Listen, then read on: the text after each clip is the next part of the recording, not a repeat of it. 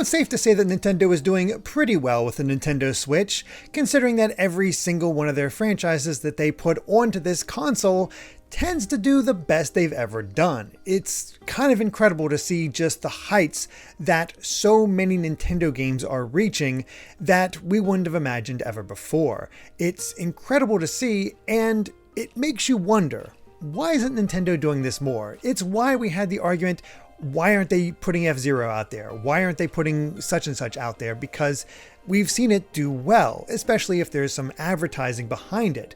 Because while I might not know the full numbers from Famicom Detective Club, that doesn't necessarily mean it was a flop. It might not have gotten talked about as much as other games, but I do know for the company that developed it, it was their best-selling title ever. And one would imagine that the budget kind of matches if this is their best-selling game. It's kind of incredible. And it's why we always wanted to see something from FZero. We knew the potential was there. It was entirely possible for FZero to do well on the Switch, but Nintendo never pulled the trigger. It was mystifying. And yet, now we finally have an FZero game, an original FZero game, on the Nintendo Switch, FZero 99. And from all accounts, it's doing incredibly well. It's pulling in new players, established players are really enjoying it, it's addictive as all get out, even naysayers who try it out for a little bit are enjoying it immensely. So it kind of brings the idea that FZero is back. Nintendo might not be getting sales from it, but it is doing well. So once again brings up the question, what Nintendo franchises are still missing from the Switch? Because honestly, we've gotten a pretty decent amount of representation, but there are some holdouts that would be nice to see or see some kind of return. So I picked out 10 franchises that could totally still do well on the Switch and would love to see have some sort of new entry in some form or other, especially as the Switch is winding down. It definitely feels like we're on the cusp of the next system, and hey, if this success just continues on to that next system, it makes sense to continue putting these types of franchises on there to see how well they do, especially because it excites old fans, it could create new fans, there's a ton of possibility there. So even if they don't come to the Nintendo Switch, maybe they could come to the Switch successor. We'll have to see. But for now, here's 10 of my picks for what franchises are still missing from the Switch and should be there. And first off, kind of the most obvious one. I know there's a reason why Nintendo has been gun shy about this one, but it deserves a second chance. There's too much legacy behind it, and that's Star Fox.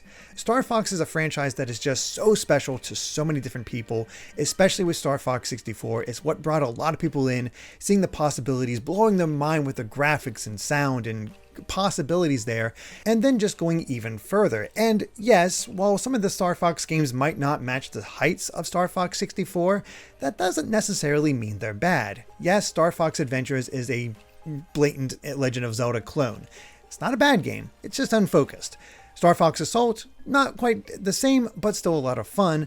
And of course, we have Star Fox Zero, which suffered from trying to be something different while also being something very similar. And I think that's the key point here, is if we can get a new Star Fox that pushes the story forward, even if it's a completely different way, even if we have to sort of reboot or something like that, just make it feel different than the original Star Fox or Star Fox 64. That game's been done so many times that people got tired of it, but a new scenario like Star Fox Assault could really pump up the anticipation or the excitement from it. Find some way to expand, maybe find some way to pull in different viewpoints like what we got before. Take a page from the Rogue Squadron games and have more mission-based stuff that's maybe a little more flight simulator based or something like that, while still maintaining it. Or take pages from Star Fox 2 where you have to defend Corneria and manage things. There's a lot of different ways they could go for Star Fox, and even Starlink kind of showed what Star Fox could be by just being able to go to these different planets and doing these different missions and finding some way to do it. Star Fox absolutely still has a ton of legs, it's just a matter of doing something with it. And hopefully Star Fox Zero didn't scare away Nintendo too much. We'll see. The next game is kind of a cheat on my part, because while he has gotten games on the Switch, the games tend to diverge into two very different genres, and one has gotten 2 entries, with the second one coming out very soon. However, his roots don't get a lot of attention, and that's Wario Land.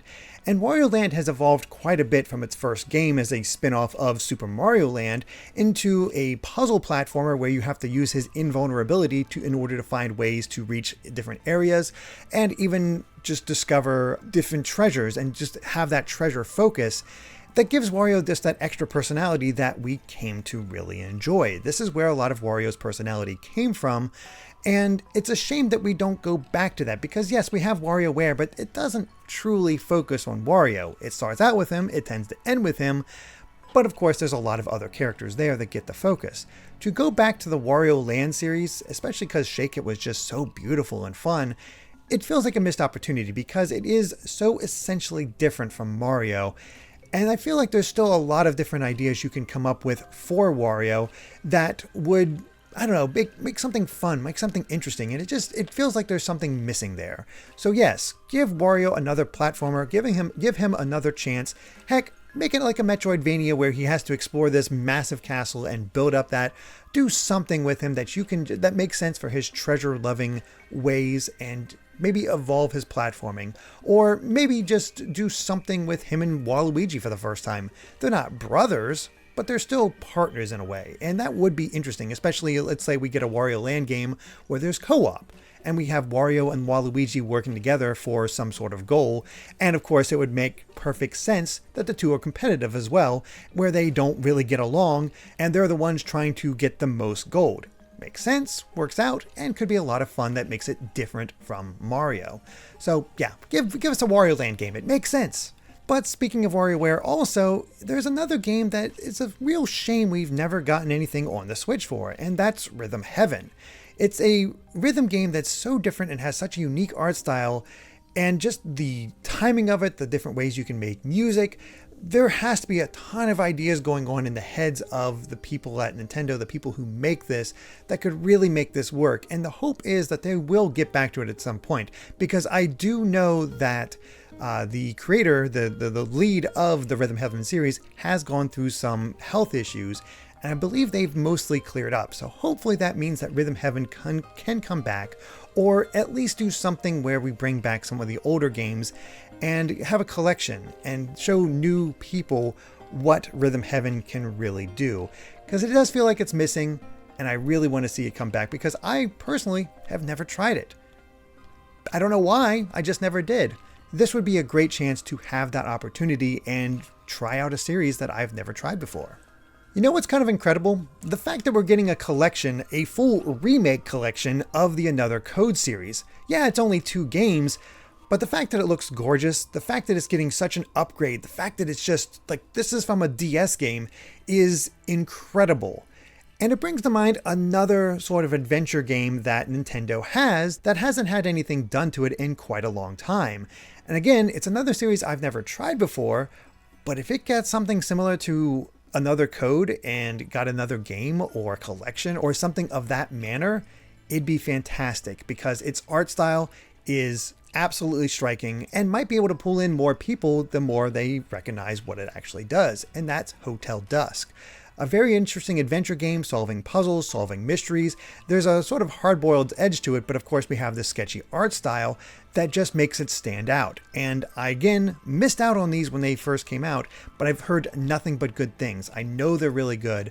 And the fact that we had Famicom Detective Club come out and do relatively well gives me hope for Hotel Dusk, because there is an audience for that between Danganronpa, Ace Attorney, the follow-up, Raincode to Danganronpa. We got Raincode that I think did pretty well.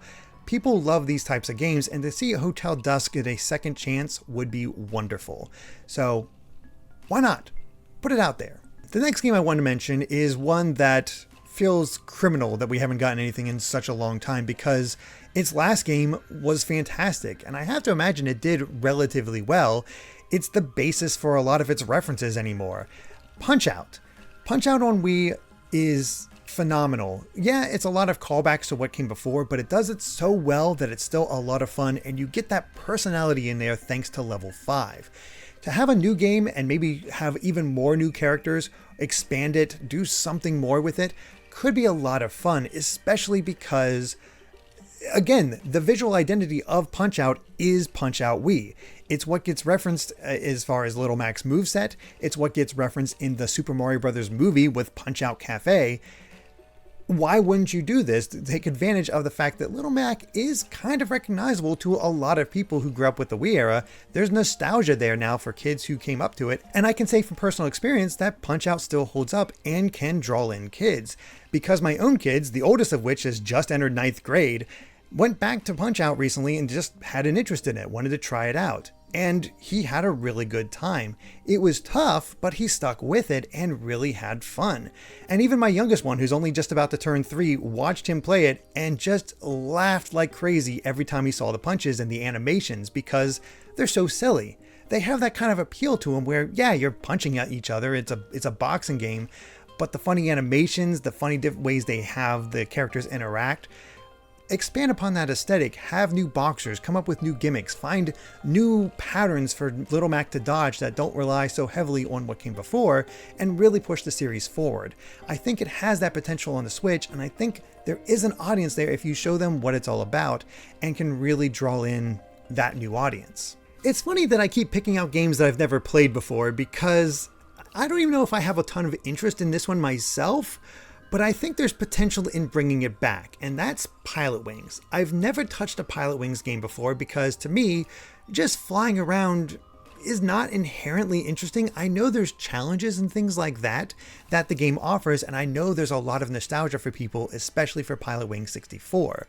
I don't hear as much about Pilot Wings Resort, but the reason I wanted to put this on here is because of the success of another game that's kind of similar that I feel like Nintendo could kind of pull from and expand upon, especially if it's done for the next Switch console and if it's, relatively powerful. Because we have Microsoft Flight Simulator, and that game looks gorgeous, has, as far as I know, no challenges. It's just flying around and getting the experience of these different planes. And I believe that taking that idea of going around the world makes sense for Pilot Wings. Go to these different regions, have these different layouts, draw from the local customs or the airplanes of that area or unique machines of that area and use those for the different challenges and make more of a game out of it rather than just flying around. You can go through the rings, you can have those landing challenges, you can have all those different things, and it changes up because it's a Pilot Wings World Tour where you're taking a look at all these different places and unlocking more, and then you could even have some fun by having extras that are based in other Nintendo franchises. So here's a bunch of challenges in Dreamland and you get to use Kirby's Warp Star. Here's a bunch of challenges in Metroid, use Samus's gunship. That kind of possibility. There's so much you can do about it, and again, it could draw people in because of that sort of Microsoft Flight Simulator aspect to it that's just a little bit different and more Nintendo. Along the same lines, I wanted to mention Custom Robo because we just had Armored Core 6 come out and people seem to really like that one. Doing something with Custom Robo in that vein, I think would be really cool. And I know the basis of it has always been more robot on robot action, and you get the new parts and you get to upgrade a bit, but to expand the scope a little bit and use maybe digital custom robos because we are in the future now. So rather than being toys, they could be digital robots that you send into this game world and then have different missions you can do that expand the worlds, that can have these crazy bosses and have some sort of wild plot. I think has a lot of potential. Again, a Nintendo version of this popular game on other consoles. Custom Robo really would fit the Armored Core aesthetic, and the ways they could change it up and maybe allow that customization for different colors, different decals, maybe recreate certain other characters from Nintendo franchises, again, have those tie-ins, could be really interesting and fun. And I think Custom Robo deserves that chance because I know it has a very adamant cult following, and it's a shame we haven't gotten a new game in such a long time. So Custom Robo plus Armored Core, I think it could work. The next game I want to mention is one that I've only recently played, and that's Star Tropics. I've always heard about this game, I've always heard about how it's very Zelda-like, and I think that's kind of sells it short because it's so different from Zelda in the way that you adventure in the overworld, and it's only in the dungeons that you have a more Zelda-like formula. But I think there's a lot of potential here because Nintendo has made it very clear that the Breath of the Wild and Tears of the Kingdom style formula for Zelda is likely what we're going to be getting from this point forward. Classic Zelda is a thing that we might not see as much of outside of potential 2D games or remakes. It's hard to say right now. However, if we want new games that match that idea, Star Tropics is a pretty good way to make that happen, especially because while it might not be exactly like Zelda, there's enough similarities that you can sort of massage it into place. I don't want to take away Star Tropics' unique identity. I love the idea of wandering around in the overworld, not having to worry about enemies at all, and it's all about meeting the people, going on an adventure, figuring out puzzles, and just having this fun, unique, kind of delightful time. In a way, when I played Star Tropics, it reminded me a lot of Wind Waker of all things, because you went from island to island solving each unique problem, and by solving each one you would move on to the next, and along the way you'd have a dungeon that you'd have to complete. The problem is those dungeons tend to be really hard, but by balancing the difficulty, taking what works, making it 3D and making it sort of its own unique thing, taking advantage of what Star Tropics brings to the table, I think a reimagining of Star Tropics that takes more elements from Zelda while still maintaining what it is that makes Star Tropics unique could be a lot of fun and could draw in new people. The island hopping, the unique character of Mike, it's a lot of potential there, and it's just so delightful is the way I can put it, but it's very hard. So going back and balancing that and finding a way to make it a little bit more inviting to new players, I think is another key thing. And you can have a really cool Wind Waker-like game that still kind of follows the Zelda formula. Hard to say if it will hit as hard, but I'd like to see them try. The next one I don't really have to focus on too much because it's something we've been asking for so long, and it's amazing we haven't gotten it, or something new. Although it makes sense, but I still want a new one, or at least a port, and that's Kid Icarus. Why isn't Kid Icarus Uprising on the Switch? Why isn't there some new game like Kid Icarus Uprising on the Switch? I know Sakurai is extremely busy with Smash Brothers. It makes sense. And I know a lot of times the fact that a game gets made is very reliant on somebody really heading that charge, that has the pull and the drive to make a new game in that series. Especially for something like Kid Icarus. It's why it happened for Uprising. Sakurai had a lot of clout, he had the passion, and something came about from it. And hopefully we get something out of Kid Icarus, whether it's a remake or a remaster of Kid Icarus Uprising that puts us on the Switch, or some sort of follow-up that takes its ideas and expands upon it and really makes those on-foot sections pop. Because it would be kind of cool if you take the Switch and have to use it in, pointer mode in order to do the shooter sections. But when you get on foot, you handle it in the same way as any other action game, and it would actually make the controls that much more enticing and fun. Please, that's all I can say. I don't have to really say a whole lot about this one because I think a lot of people agree with me. We need Kid Icarus on the Switch. And it goes doubly so for this final one, and that's Donkey Kong. Yes, we got Tropical Freeze. Tropical Freeze is amazing. We need something more than Tropical Freeze. Yes, we're getting Mario vs. Donkey Kong, but that's not a Donkey Kong game. We need some new entry in the Donkey Kong Country series, or a new 3D entry that sort of expands upon or refines what Donkey Kong 64 does. Donkey Kong is still very much a key figure for Nintendo. He had a key role in the Mario movie. My youngest son, loves Donkey Kong. He will say his name as soon as he sees him. He knows this monkey. Put him in a new game. I think that'll really delight him, and it'll make him want to see more of Donkey Kong and give more of that personality. Why that hasn't been done yet, I'm not sure. Again, it might be just one of those aspects of we don't have a studio or some person within Nintendo that's really pushing for it. But hopefully that'll happen at some point and we can get a new Donkey Kong game that does something with the monkey. I don't know what, but some way of maybe expanding what Tropical Freeze did or take a new direction. There has to be a lot of possibilities because anytime we have Donkey Kong, it tends to be a fun game. The Donkey Kong DLC for Mario plus Rabbids is kind of the best part of that game. So give him a chance. Give him another chance. It's insane that we haven't gotten anything from this monkey, this wonderful Donkey Kong on the Switch. So hopefully it'll happen in the future, but that's just my opinion. Obviously, there's a ton of other Nintendo franchises that could come back in some way. Some that only got one game that you'd like to see have another shot.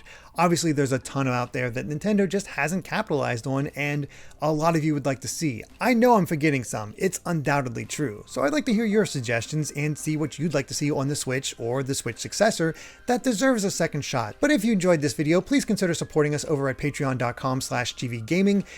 We have a ton of extra perks, from getting videos early to a live audience tier so you can interact with us as we're doing discussions. There's a lot of options that I think you might enjoy. But even just hitting subscribe and ringing that bell helps us a ton, and it just means the world that you decided to watch this video. So thank you so much, and until next time, bye.